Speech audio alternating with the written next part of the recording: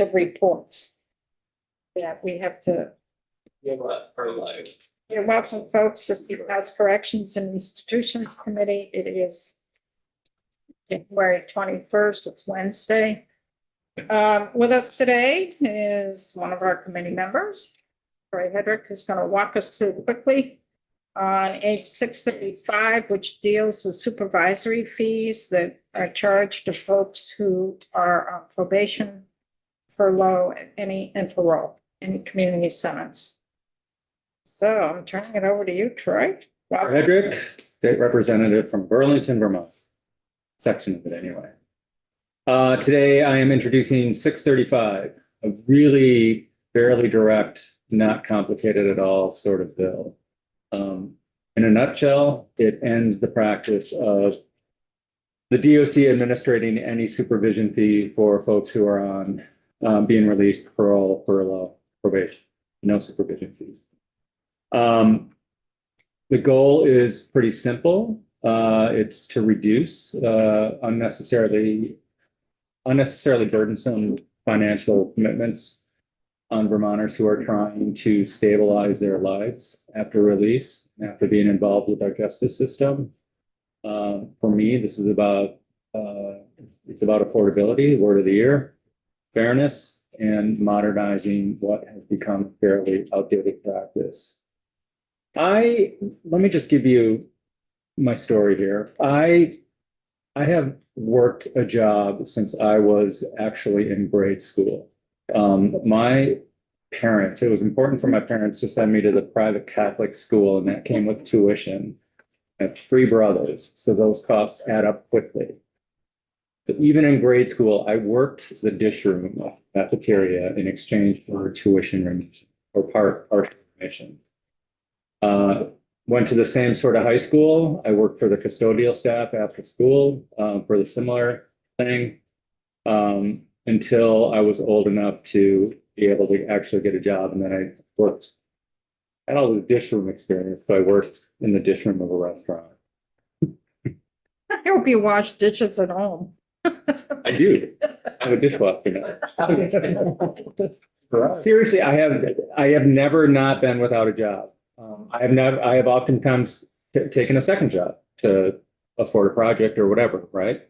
Because when I get my house redone, He charges so much. he does. I have to build a little extra cash. Anyway, I have worked for a very long time. I have never had to pay the people who supervise me for the privilege of doing it. I will concede that there are times where I might be worthy of a supervisory fine of some sort. Put that on. Perhaps that has happened. Yes, the chair can talk about that. The thing is, I don't have to pay people to supervise me. Nobody does. We charge a supervisory fee to folks who are on probation, parole, or furlough. And these are these are folks who can probably least afford it. So what the bill does, eliminates the statutory language in Title 28 that authorizes DOC to be able to do this. It ends future billing and collection of those fees. It ends any collection activity that's currently going on tied to unpaid supervisory fees, including garnishment, although I'll turn to DOC. I don't know if do you do garnishment right now? I don't think so. Yeah. It would forgive any outstanding supervisory fees balances, and then it would just require DOC to align their rules with any statutory change that we make. I want to be clear about what this bill does not do.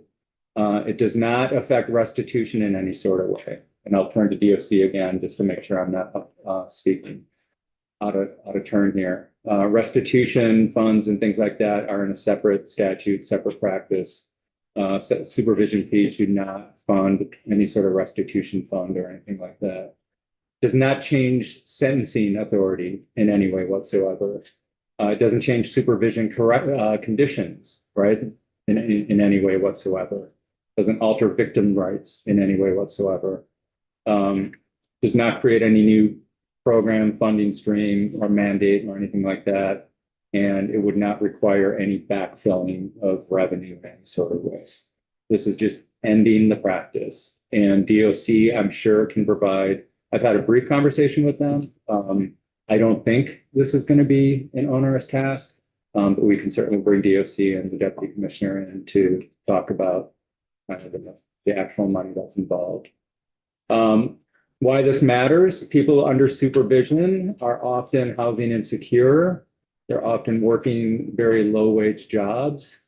They're oftentimes rebuilding their credit, supporting families, and oftentimes managing treatment or recovery. Even modest fees, and it's up to $30 a month, if I remember right, if they're not being paid, like immediately begins that accumulation of debt, increasing their instability, increasing their barriers to employment and to housing especially, and then potential long-term financial harm if that persists for a long time. As I've already said, this burden falls disproportionately on people with the fewest amount of resources. That inequity does not improve public safety in any way whatsoever. These are folks who have been released. I think it works in a general sense against a successful reentry, which is something this committee is charged with improving. Practical impacts, this reduces administrative burden on the DOC to some degree. We can ask them about that. Again, removes a recurring financial stressor for people who are trying to comply with supervision. But oftentimes this might be the only thing that puts them out of compliance. So I think we can handle this. I think it's a pretty quick lift. Not a lot to it. It just ends a practice that to me feels outdated and inequitable. One question is in the part. Yeah, in the that strike through. That supervisory fees collected by the department shall be credited to a special supervision and victim restitution fund established and managed pursuant to 32 VSA.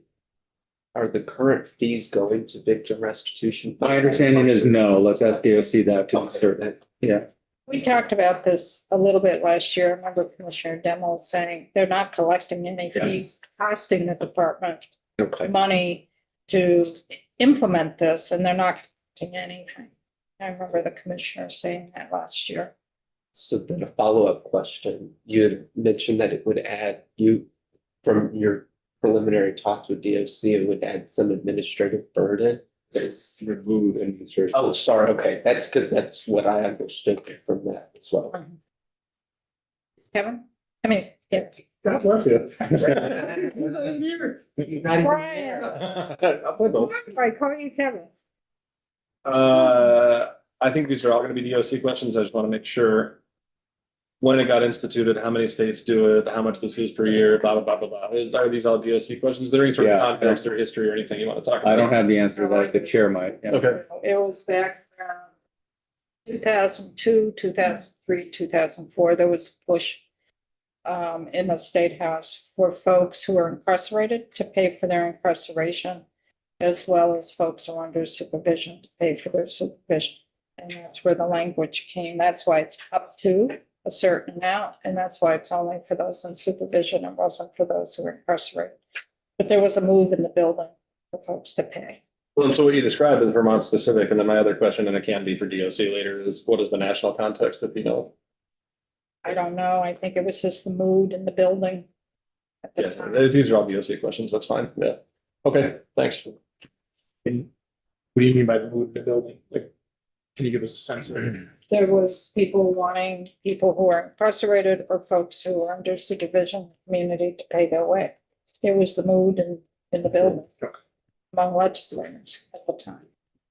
And that would have been 2002, 2003. Because I know the committee that I was on, I wasn't on this committee, I was on another committee. There were folks who were putting forward those pieces of legislation. Joe? Makes sense to me, Troy. At some point, it may not be appropriate today, but it's like to hear from DOC you know, what, I'm guessing that these are very, small revenue streams. Haley, do you want to weigh in? I mean, we haven't decided if we're gonna work on the bill or not, but. if I you- can speak to the fiscal impacts. I think it would be around 350,000 annually. So it needs to be 350,000 annually. that would be collected? That The cost, we would have to backfill as a result of not having the supervision free piece. so what are you saying? That the supervision fees are bringing in 350,000? Very small stream, yes. 350 or 350,000? 350,000. So 350K. let me reframe so it would be, I know it's premature, but when we get to it, what those streams are, what the pump rate is, and there must be staff who spends their time solely or mostly with that. So there would be an offset, and you wouldn't need that staff anymore. That's the thing. That doesn't make It any. sounds like a lot of money. It doesn't make any sense. How many people do we have on supervision? Around 4,500. Yeah, and figure $30 a month. 12, so Yeah, 36. but are you collecting that $30 People. up to $30 a month? Because testimony last year that we heard from the commissioner was they're not getting money in. It's costing more to administer it than what you're getting in. Yeah, I can't speak to the quantification of staff time and administrative burden for that at the moment.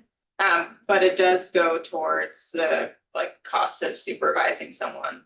Obviously, it makes up a very small amount of the cost of supervising someone, but we can have our deputy commissioner come in to share more about that. So you're saying the fees right now are bringing in a revenue of 350,000 that you're collecting from folks, actually collecting from folks who are on probation, furlough, and parole. Yes. So why did we hear last year that it's costing more to administer it than money coming in? Because I remember hearing that from the commissioner last year. Yeah, I can't speak to what the commissioner was saying last year, but we can certainly, come in with a cost analysis prepared for the committee. Sean? Just doing some math. So you're saying that there's 4,200 people that are on parole, payroll, furlough, and just and are being, supervised. So you're saying it's about 4,200 people. Is that like an average a month? It's about. Yeah, And they're paying $30 a month each. As of No, it could today, be more. there's, sorry, slightly understated. As of today, there's 4,740 people. So 4,740 on supervision. A majority of them are on probation. And all of them are paying $30 a month. No. That's how much they would pay a year, $75 for the record, and it says up to in that amount. Because it's a lot of, it just seems like it's a lot more money than $200,000 or $300,000 a year. Yeah, I think I need to figure that out, right? Yeah. I think our deputy commissioner can. Yeah, I'm gonna bring us back. Yeah. We don't have to have, we can have this conversation when the numbers are in front of us. Yeah, right. I just want to reset here too and talk about the fact that from a fundamental basis, I think asking somebody to pay for their own supervision is ridiculous and lands on people who can least afford it. I don't like the system. There's a fundamental sort of equity question here as well. And these are not conditions of release. That's not what these are. This is just a fee tacked on to people who the state has determined needs continued supervision. That doesn't make sense to me.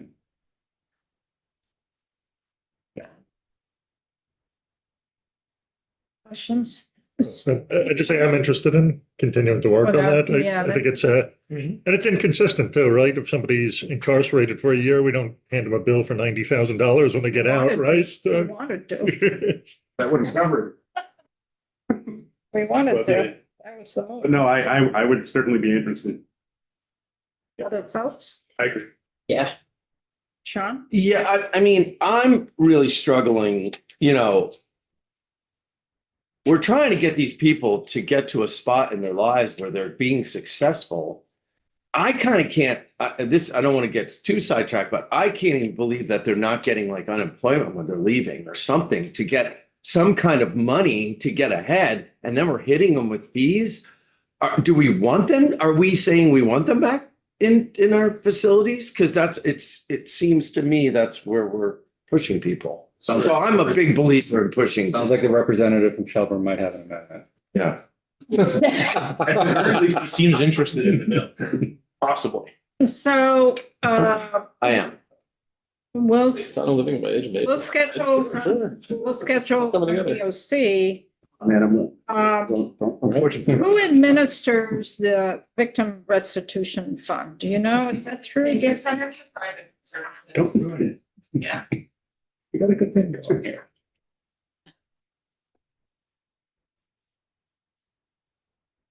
Representative from Ludlow is not here. So we could schedule DOC and someone from the Center for Crime Victim Services just to see what the impact on the restitution fund would be. Other folks that folks want to have in? In some sort of context, you've given me some in terms of local history, but some sort of national context, I don't know, does this happen in lots of places? Has it happened lots of places? I don't think it's right either. I agree with Troy logically, but Our ledge council could take a look at that. yeah, I suppose.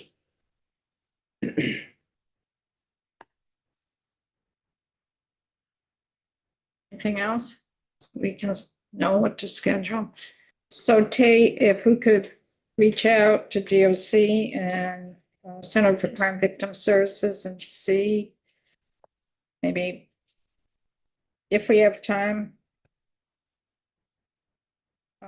Friday, if we have time on Friday or next week, like Tuesday or something. And you will need to who drafted this? John? John, so I'll have to let John know about it too. Okay. And John could also give us a walkthrough of the bill. I mean, it's pretty straightforward. I don't know if John really needs to, but John could give us a quick walkthrough of the bill. And then the two folks could testify. Entities could testify. Okay?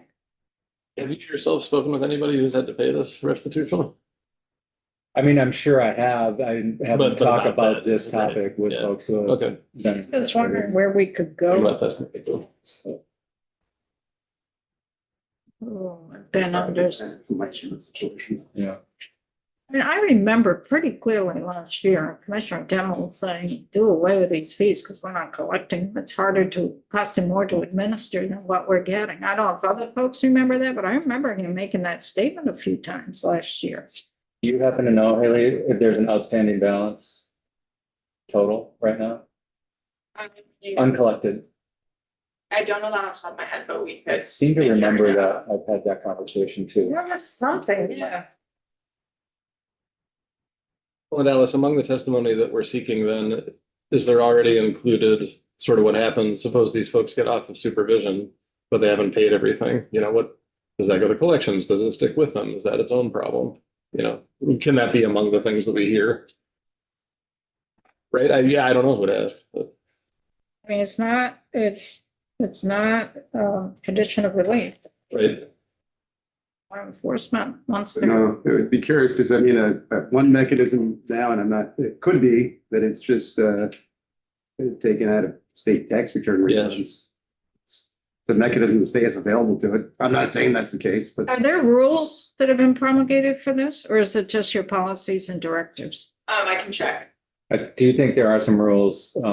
This is part of the bill drafting that John and I were talking about. I'm remembering an email right now. He said, if you have to change the rules, that happens anyway, because that's in the bill. Which just tells me that there are some rules in and around. So the rules may dictate what you do when a person finishes Right. supervision. The rules may indicate that, or the policies and directives in DOC. For that. So on page 2, what's being deleted, is that the only place in statute that refers to these supervision fees? I know That's under you have Title the 28. email and stuff, John. I know he was thorough Yeah, trying to find this. I'm not remembering the email conversation we had specifically to know. I could call up emails from him, just a second.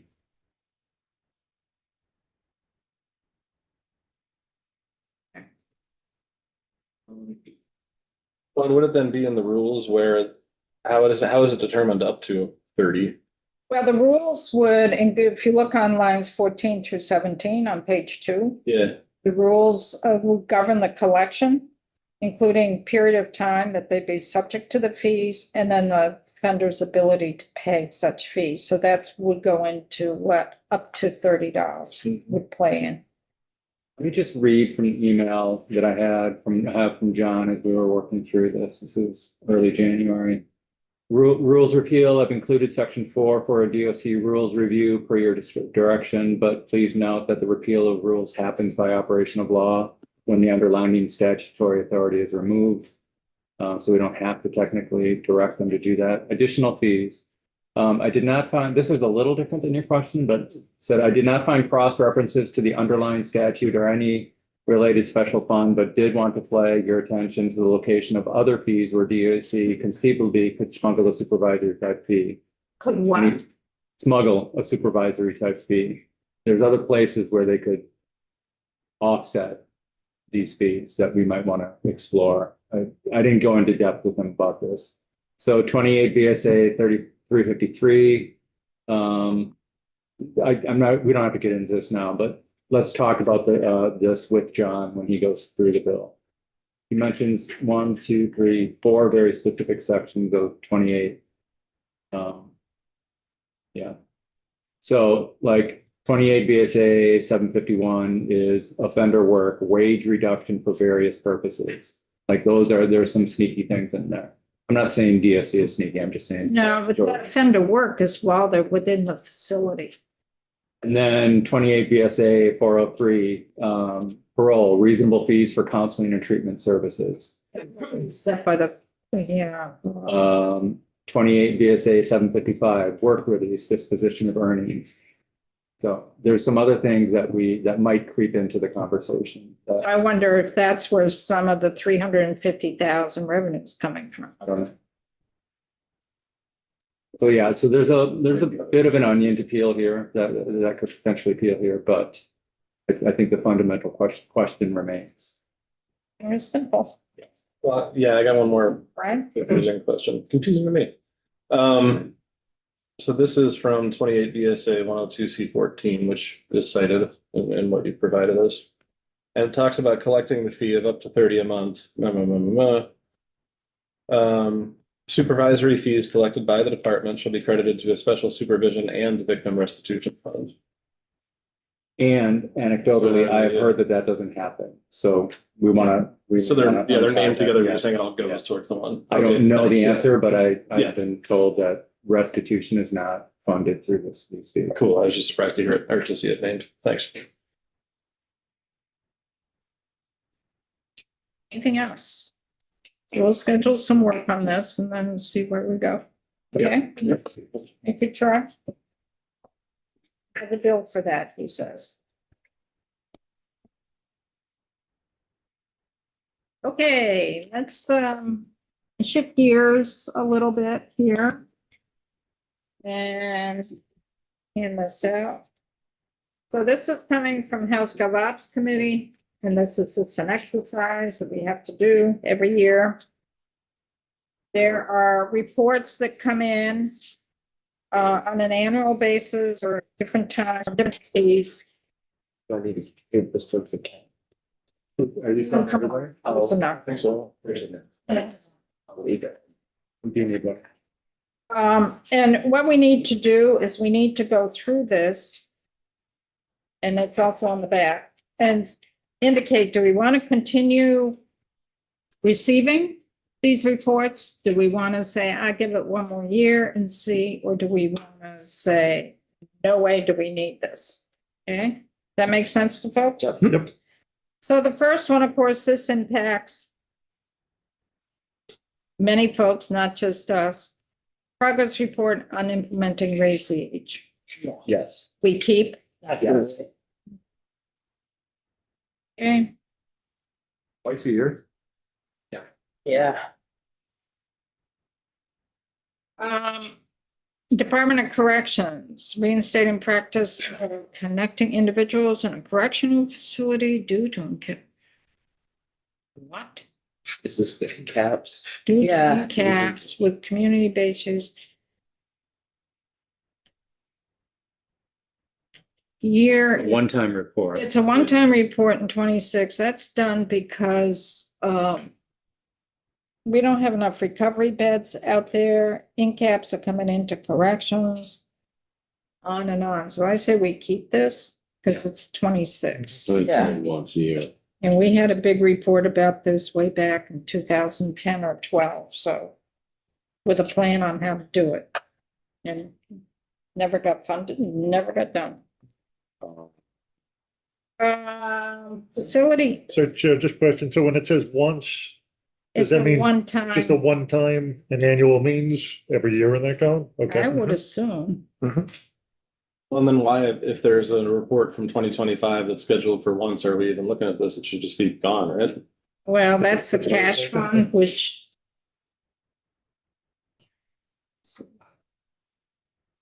Reading, well, this strikes me.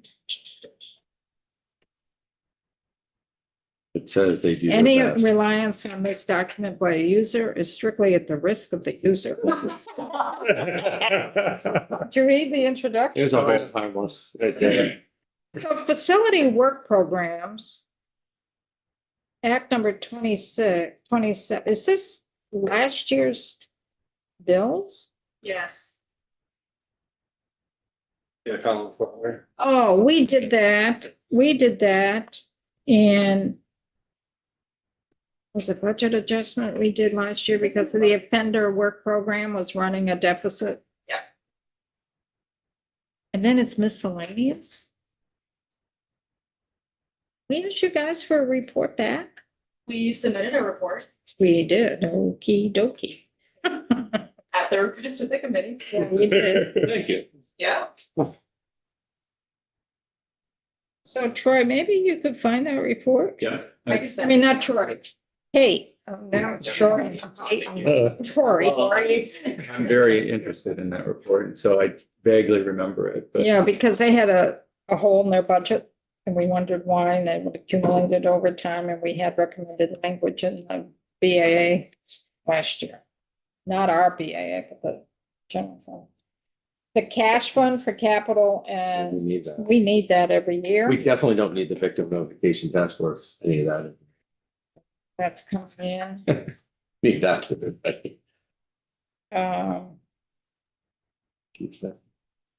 Good for this year. Mhm. S-109, last year, fund participation outcomes services programming for family support. Was that Kids Apart? I think that was the family friendly advisory committee. I could be wrong. S-109, I have to look at it. And that's annual, so that would just be starting. Wait, S-109, the S-109 one is not annual, it's a one-time. No, it's annual. Oh, it's S-109 is on there twice, sorry. Yeah, it's the family support program from DOC. Oh, it's Act 64. Programs. Act 64. Program. You know, Want me to look at one of them? that was a big bill that was going all over the place. And we added things, judiciary had things.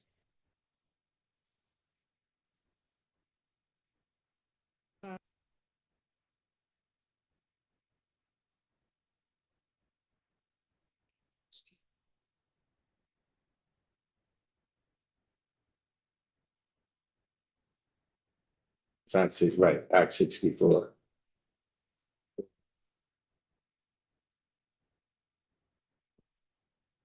Well, it's 27 pages. A lot of it's been redacted. And I can't, huh? Here, I I got can't it. even, it doesn't even come up. here, Okay, it's the yeah. bill proposes to make number of miscellaneous.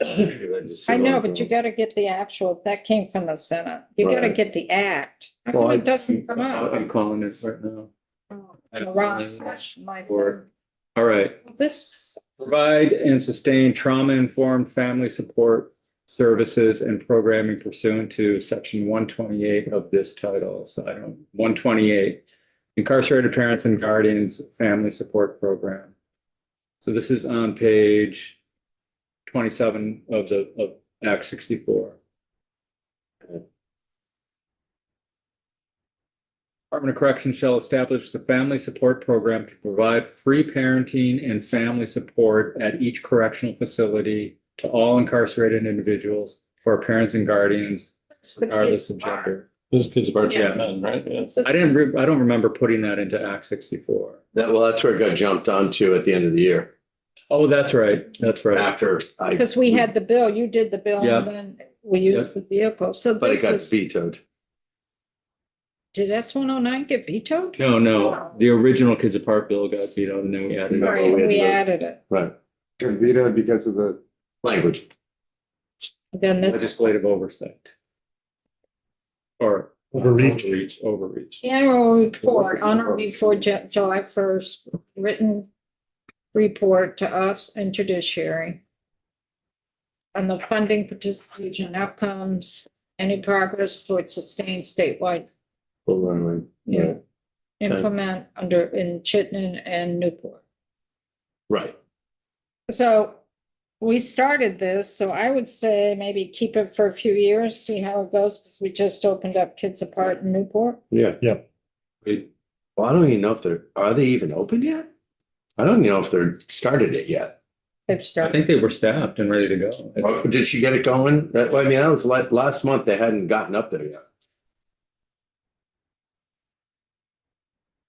Okay. But they were close. Next one is inmate population reduction from the judicial branch. What's that? That was in That I'd say. That was 186 of 24. but that was in the previous biennium.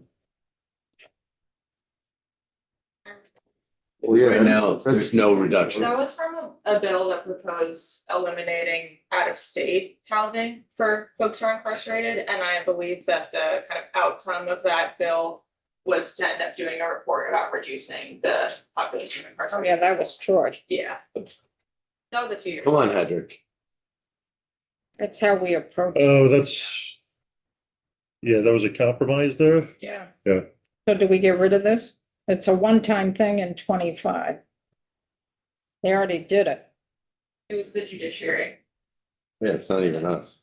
Yeah. Just so, yeah, so I understand, if it's a one-time thing and we're in 26, why is it still here? Is it, because they don't go away? That's what Connor and I are asking, yes. You can Good say it's a question. one-time and should go away, right? Yep. One-time report in 25. So did we get that back? Don't know. Come on, Casey. I don't remember seeing anything like that last week. I'd be interested in reading that one, you know? It's- Well, we have to go to another, this was not, this was in, this is Act 159, so it's in the previous session. Right? In the 23-24 session, right? And it says other, but we charge judiciary with being the point on that one. I remember. 159.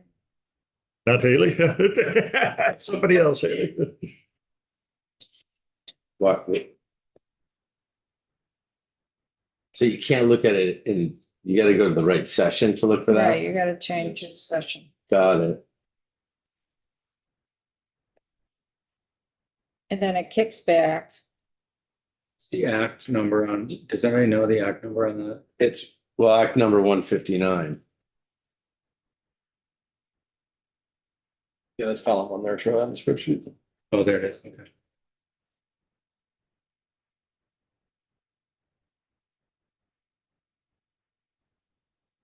And. Oh. It was 876, relating to amendments to corrections laws. We had medical care. That was a big one. Oh, that's when we did third-party providers. This one, we did the reentry planning and medication for folks.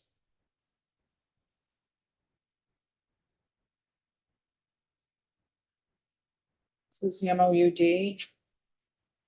Part of reentry.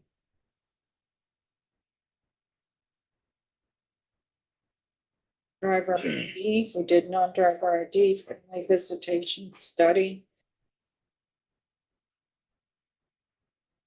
Inmate population reduction, Yeah, that's what we're talking about.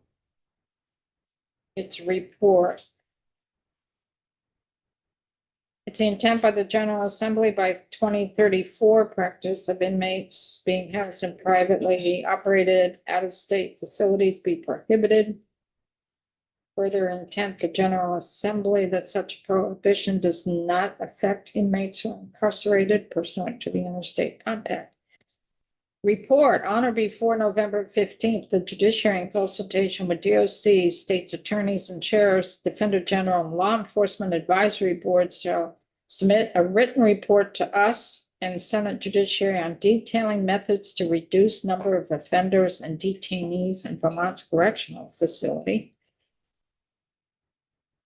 That's the one time. So did we get a report at all, Tate? Sorry, from. Well, Very probably. From Act, it'd be from Act 159, and it would be on or before November 15th of 25, the judiciary in consultation with DOC, states attorneys, defender general, law enforcement, submit a written report. Or come from the judiciary. Do you folks remember working on this? Haley? I personally don't recall. That's not to say you didn't reach out to someone else in our department. For the judiciary. I am not gonna send that report. I can't find it anywhere myself. So maybe Tate, you could follow up with the judiciary. Yep. And that would be Terry Corzine. Yes. Let's see if there's.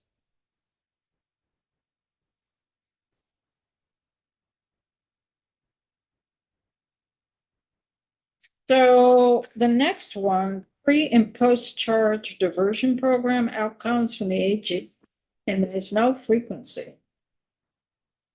And this is from Act 180, which I'm assuming is still the previous session.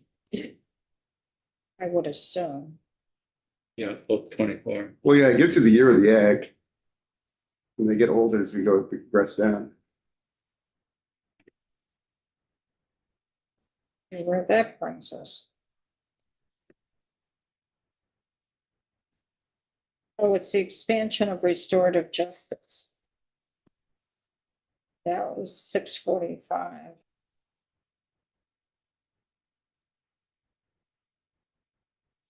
Adult court diversion outcomes. Let's see, Yes. that was for A lot of this stuff sounds like it's more germane to judiciary. well, this is the community justice centers. Adult court diversion. Yeah, that's in the AG's part. That's more, you're right, that's more judiciary.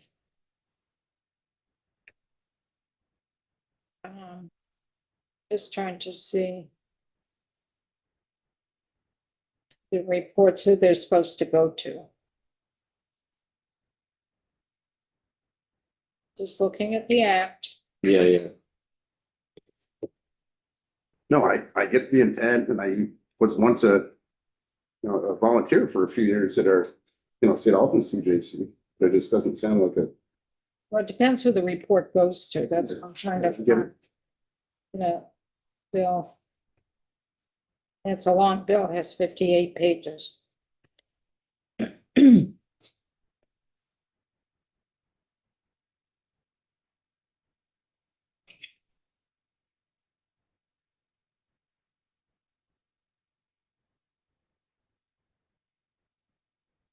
I'm still searching too. Yeah, you're on the act too?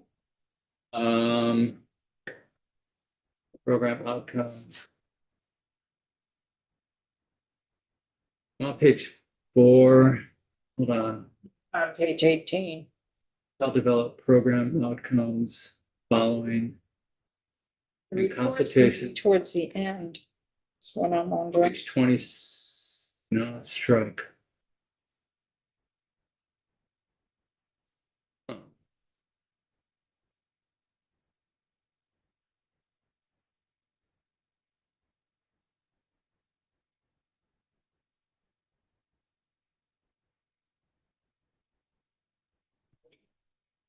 Okay, what's going on here?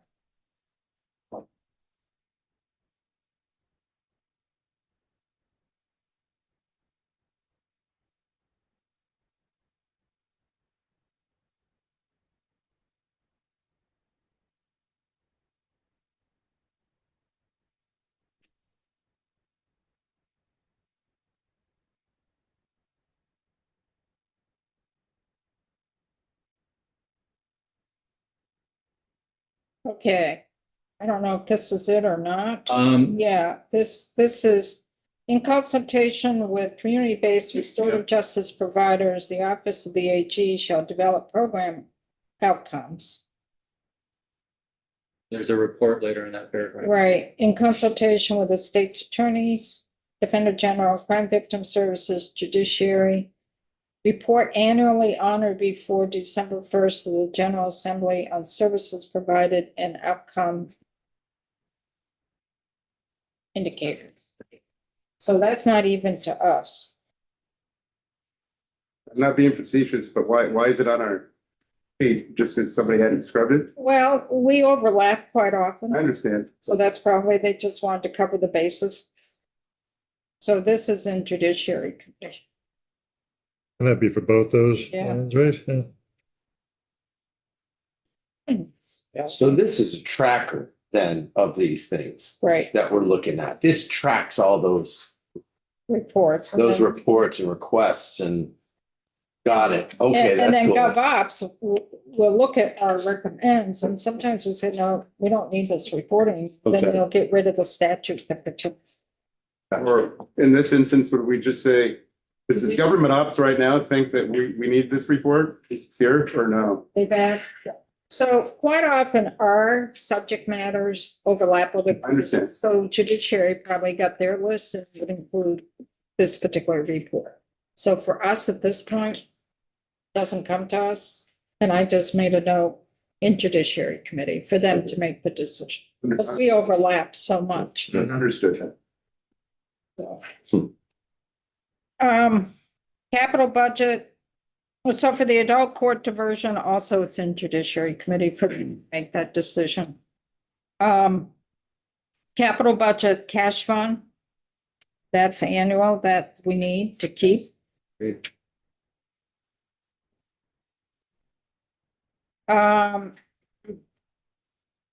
Criminal justice investments and trends in Vermont statistical. Now that one is new. That is Act 185. I would assume that's also the previous session. No, 22. it's 22. Oh, shoot. Yeah. Somebody look that up. I'm not doing that. I'm trying. Oh, shit. What? Energy management.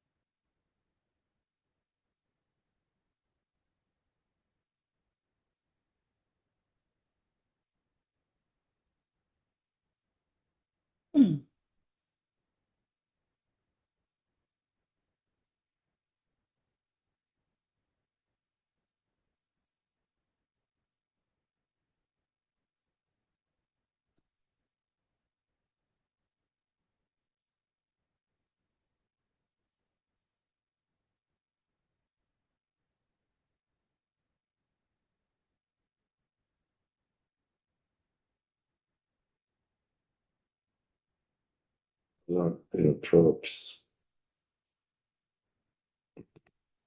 It's only 236 pages. Yeah, but it will tell you what page to go to. Okay, Which one are we on? I'm way ahead. You're Yeah. on criminal justice investment. I'm I'm not finding it anywhere in that act. section. It's. Um. It's section 41. No, is that the, wait a minute. No, No, it's not. 2022. That's your big bill. It's Yep. E 335.2. Oh, okay, gotcha. So that's, all right, I wasn't privy to. Section.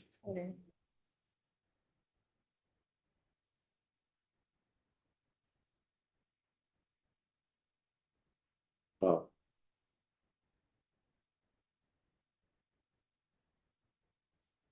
It's just reinvest, it's JR two. There are two. Oh, okay. Page 179 of that act. But, okay, gotcha. yeah, here it is.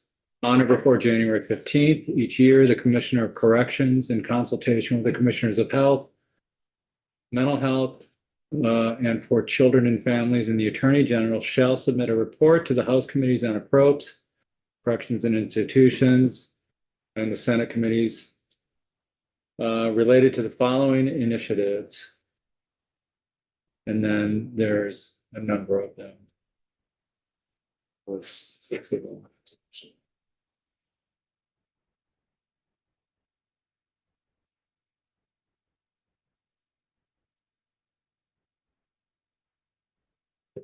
It's mostly funding, right? It's semi-annual, so that's twice a Twice a year. year. Yeah, it's all on funding for 6 different programs. Yeah, And that was done in 22. Two. that's 22, yeah. Is that when we switched how Justice Reinvestment 2 gets funded and it's a line item and then they have to go back to a certain committee to get approval?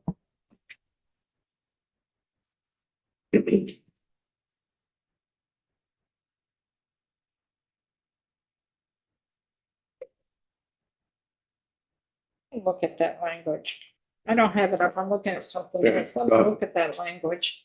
So what section is that? You're right here. It's. You're on section 125. I am. Detailing expenditures of Justice Reinvestment 2.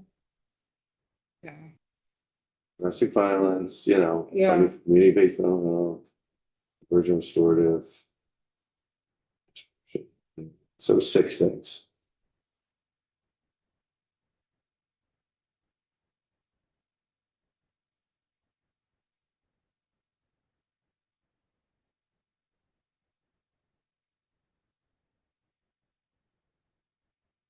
Mary, do you remember when we started doing a line item for Justice Reinvestment 2?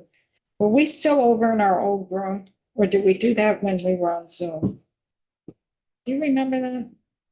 Well, 22 would be Zoom, right in the middle of Zoom I land. was going to say, I believe, we talked about it when we were sitting in that room. Right. And this is. I'm wondering if that was a follow-up, because I heard it was. The amount reported to. I would almost say we could get rid of this because the whole system is different Well, now. that's, yeah, I was just doing that. On or before January 15th of each year. Did we get any report, Tate, on Justice Reinvestment 2 initiatives? By the 15th of this year?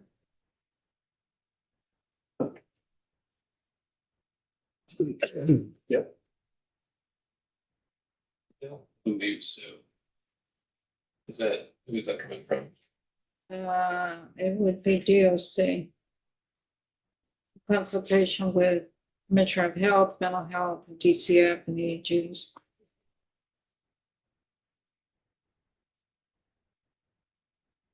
That's when we were really trying to track Justice JR2.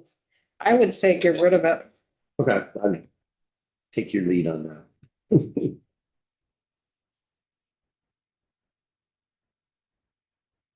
Still working through. We haven't forgotten you. Don't worry. It's not quite 10. We're early, so no worries. That's fine. We just gotta And get then some the of this. 2014 thing that you sounded. like I'm looking, that You is, killed that. It said that was gonna occur once, 12 years ago. yeah, I would, it's the emergency management program, energy management program, which is within BGS. There was established within the Department of BGS an energy management program. Would implement through 2 revolving funds used to finance energy management measures in state buildings and facilities. And talks about the fund. And let me just see.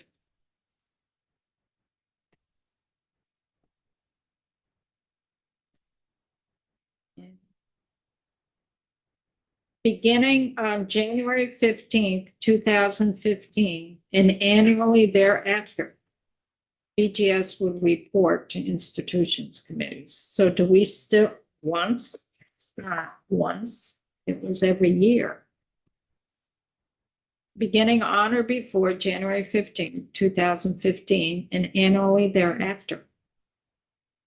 BGS will report to us on the expenditures from the funds from the State Resource Management Revolving Fund for resource conservation measures and the Energy Revolving Fund for energy efficiency improvements and use of renewable resources. And that's all connected to our state buildings.